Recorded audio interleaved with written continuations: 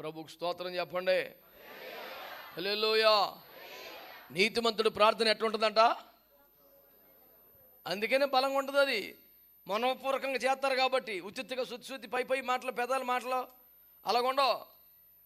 ఇష్మాయేలు నిజంగా దీవించబడాలని ఆ దైవజనుడు, ఆ మనిషి ఎంత కన్నీరు గార్చాడో ఎన్ని తరాలకి ఈ రోజుకి ఆశీర్వాదమే. కనుక దేవుని వాక్యాన్ని మంచిగా అర్థం చేసుకొని, జ్ఞాపకం చేసుకొని, ఒకరి కోసం ప్రార్థన చేసాం, ఒక ప్రాంతం కోసం ప్రార్థన చేసాం, ఒక కుటుంబం కోసం ప్రార్థన చేసామంటే ఆ ఇంటి మీద ఆశీర్వాదం నిలబడిపోవాలి. అలాగా అలాంటి మనఃపూర్వకమైనటువంటి బహు బలము కలిగిన ప్రార్థనలు చేయడానికి దేవుడు మనల్ని నీతిమంతులుగా తన రక్తం ద్వారా మార్చుకున్నాడు. దేవుని బిడ్డలారా, నేను కూడా యేసుక్రీస్తు రక్తాన్ని బట్టి నీతిమంతున్నే అని చెప్పుకుంటే ఉపయోగం ఉంది. నీ ప్రార్థన వలన ఒక శాశ్వత కృప పొందిన దీవించబడ్డ కుటుంబాన్ని చూపించు. శాపంలోని కుటుంబం, పాపంలోని కుటుంబం, మరణం ఏలుబడి చేస్తున్న కుటుంబం, మేము అడుగు పెట్టాం, ప్రార్థన చేశాం, దేవుడు ఆ కుటుంబాన్ని దీవించాడు, నేటికి ఆ కుటుంబం మీద ఆశీర్వాదం ఉంది అని చెప్పగలిగే సాక్ష్యమేది నీ ప్రార్థనా జీవితానికి? నీతిమంతుని ప్రార్థన మనోపూర్వకంగా ఉంటుంది కనుక ఒక బలముగా ఉంటుంది.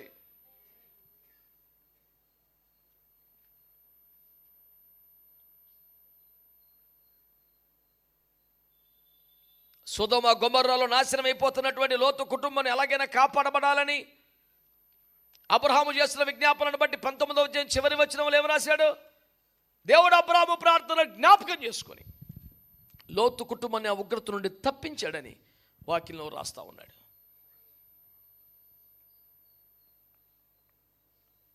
ఎక్కడ ప్రార్థనలో బలమైన కార్యాలు చేసిన వారందరూ నీతిమంతులుగా ఉంటారు. మరి అబ్రహాం ఎట్టయ్యాడు నీతిమంతుడు? అబ్రహమా, నీకు నాకు మధ్యలో నిబంధన పెట్టు, అప్పుడు నువ్వు అత్యధికముగా అభివృద్ధి పొందుతావు దేవుడు వాగ్దానం చేస్తే, నమ్మకాన్ని బట్టి మాత్రమే కాకుండా నిబంధనను బట్టి మరి నీతిమంతుడిగా అబ్రహాం మారిన కారణంగా అతడి ప్రార్థన ఇంతటి బలమైన కార్యాలు ఇష్మాయేలు జీవితంలో కానీ, లోతు కుటుంబం జీవితంలో కానీ అబ్రహాము ప్రార్థనల ముద్ర కనబట్టాన్ని మనం చూస్తాం. దేవునికి స్తోత్రం కలుగును గాక. హల్లెలూయా. కేవలం ఆ ఇద్దరిని కాపాడు, ఆ నలుగురిని బయటికి తేవడం కోసం పరలోకంలో దేవదూతలు దేవుడు స్వయంగా దిగిరావటం ఏంటి? వాళ్ళు చెప్పినా వినకపోతే చేయబట్టుకుని లాక్కు రావడం ఏంటి? వాళ్ళని అవతలకి క్షముడుగా దాటించి అప్పుడు ఉగ్రత పంపడం ఏంటి? ఒకని ప్రార్థన ఎంత బలముగా ఉందో చూసావా? మోషే ప్రార్థన ఎంత బలము కలిగింది! నువ్వు తప్పుకో, నేను వాళ్ళని చంపేస్తానన్నాడు దేవుడు. సుమారు 30 లక్షల మందికి అడ్డు నిలబడగలిగినంత ప్రార్థన మోషే ప్రార్థన.